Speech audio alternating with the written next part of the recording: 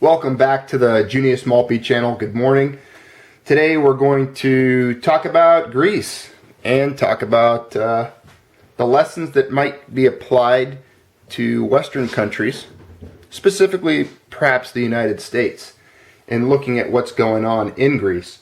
Because there's an old adage that says a smart man learns from his mistakes, but a wise man learns from the mistakes of others. So it would be wise of us to learn from the mistakes of Greece to change our behavior, economically speaking.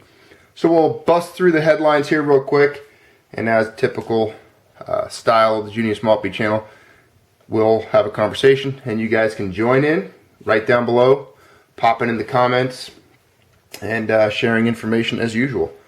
So as you can see, there's a headline here: Oil's limbo dance and the upside of Greece adopting the US dollar. This kind of cracked me up, because Greek giving up the euro for the US dollar is kind of like trading in your Ebola virus for AIDS. It's just going to take you longer to die, but ultimately you're going to die of a virus. So, yeah, getting the US dollar is probably not advisable, Greece, because that's definitely the currency that Greece is dealing with is not their problem. It's not causing their problems as much as their own behavior, spending, and social programs are. Having a fiat currency, however, doesn't help in any way. But we'll get oil out of the way real fast, just because there's two headlines I thought that were pretty interesting on that. City. Oil could plunge to $20, and this might be the end of OPEC. This time is different. The recent surge in oil prices is just a head fake, and oil as cheap as $20 a barrel may soon be on the way, Citigroup said in a report on Monday, as it lowered its forecast for crude. So, doesn't look good for oil. Probably it looks good for the junior miners and all the little mining companies out there. We've talked about that. This is definitely going to lower the costs of getting gold out of the ground and increase the profit margins for the gold companies.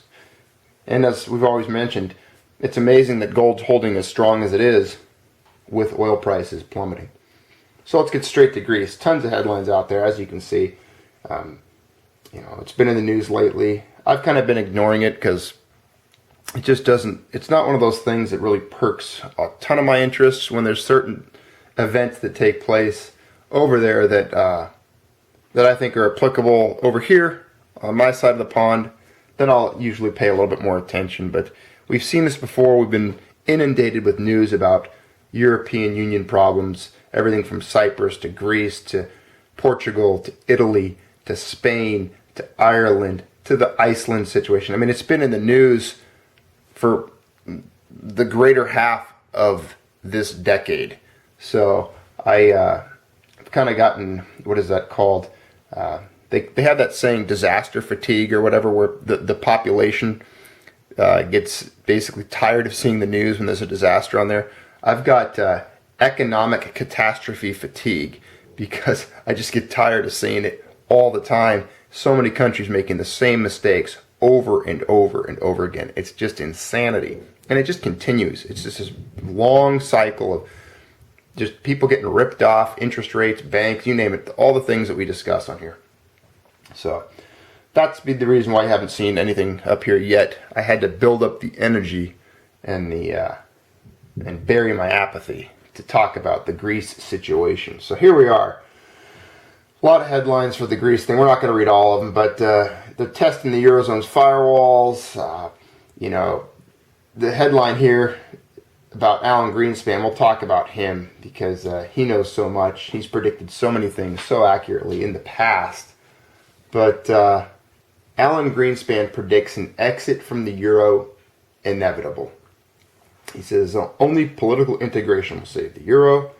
But he is, I have to hand it to Mr. Greenspan. He is a smart guy. And as many of you have known, we've read on this channel some of his writings in the past where he spoke very highly of gold. And it seems ever since he left the Fed, some of his older ideas or beliefs have kind of resurfaced. But here we go. He told the BBC that he could not see who would be willing to put up more loans to bolster Greece's struggling economy. Greece wants to renegotiate its bailout, but Mr. Greenspan said, "I don't think it will be resolved with Greece leaving the Eurozone." Well, this is having an effect. All this Greek trouble, and we're going to get to more of it in a moment, but let's take a look at what it's doing over there for gold. Like we opened the video with, a smart man learns from his mistakes, a wise man learns from the mistakes of others. So Greece is a fairly socialist country with a lot of social programs, high unemployment.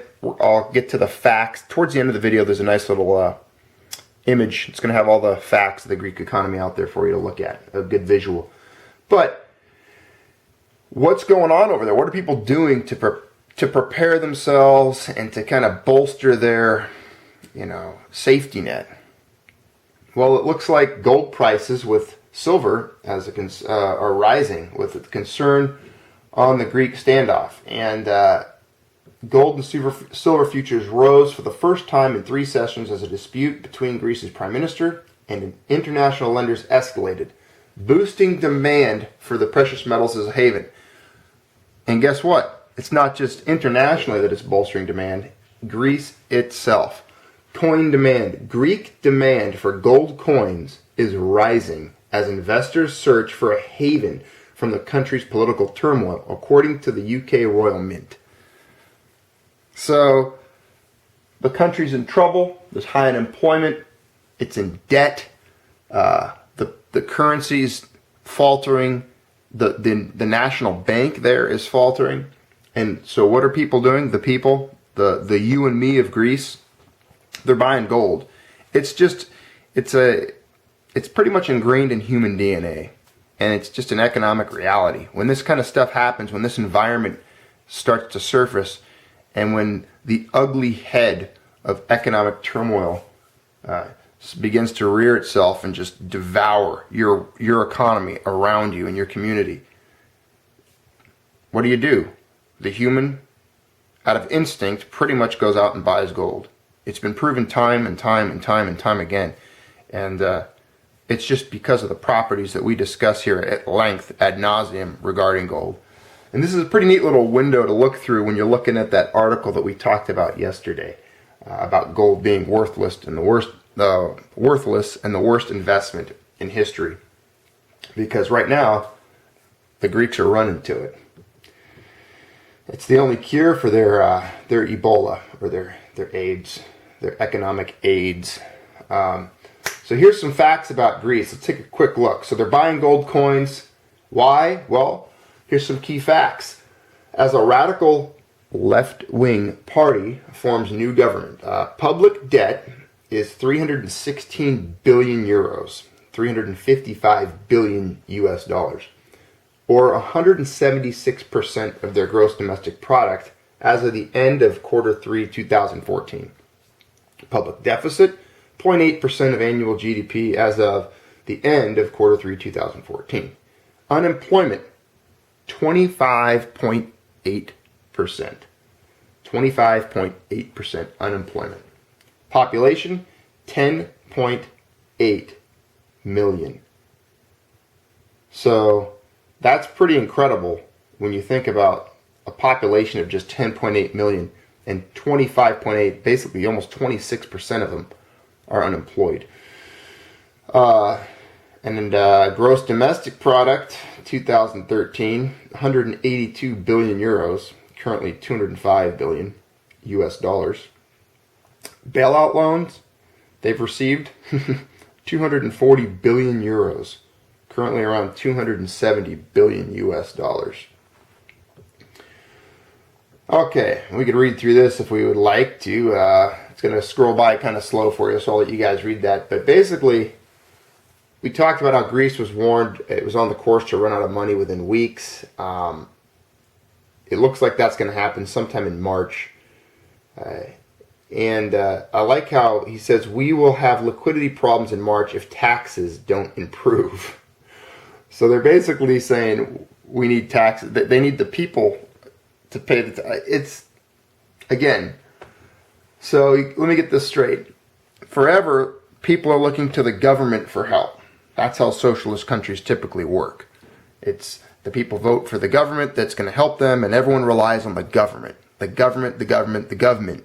The government has to help them. And then as soon as things get bad, because they've sucked from the government for so long, the government then comes back and says, we're going to have liquidity problems if taxes, aka the people, don't help us. So now the government that the people relied on is now relying on the people to bail it out. You see what I'm saying here? What a vicious cycle. So if you look here, this is the National Bank of Greece. Their stock is down 99.83% from its 2007 highs. And you can kind of see there where it dipped and there was some panic taking place a few years ago. But it's just been on a downward spiral. It's just unfortunate that Greece doesn't have their own currency and can't force the whole world to trade in oil and the Greek drachma, and then basically force the whole world to transact in the drachma, and then create legal tender laws to where in their country you have to use the drachma.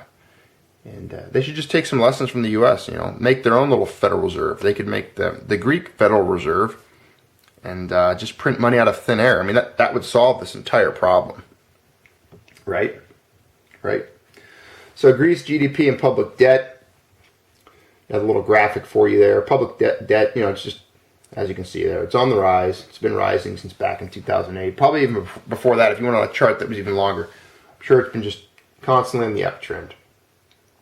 So in closing, here's an image from the front of a bank, and over there, and as you can see, people are waiting for it to open. Apparently, when I read the captions for this image, this was considered to be a calm line, and it was very much smaller than ones that have been seen in recent weeks. So apparently, there's been some lines in front of the banks, people moving money around, doing withdrawals. It's probably to go out and buy those,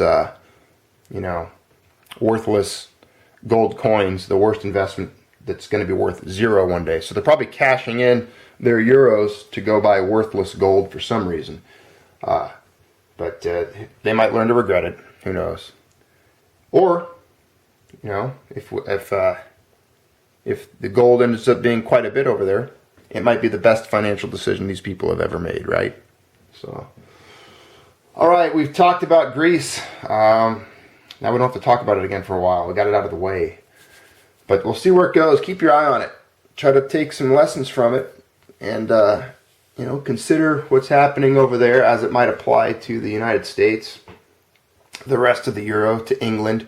Because it's just a microcosm of all the other leftist, socialist countries around the world. I mean, it's just that this is what happens. Super high taxes, industry left. You've got unemployment because businesses have been basically destroyed by leftist policies. You've got people relying on the government for generations and decades for everything. And then eventually the burden just gets to be too much and the whole thing implodes. So, and then you end up buying gold and lining up in front of a bank. So there you go. That's the end of today's Junius Maltby broadcast. Thanks for joining the discussion. As usual, pop in comments below. Feel free to explore other videos, like, subscribe. Welcome to the program. Welcome to the channel. Appreciate all you guys and the motivation for being here. Big shout out to Closet Stacker, a little friend over there with his Australian accent, who kind of motivated me to keep the videos going and keep the channel alive. Kind of resurrected me from a point there where I had kind of stopped doing videos for a while. But all right, you guys have a good time, good day. Signing out.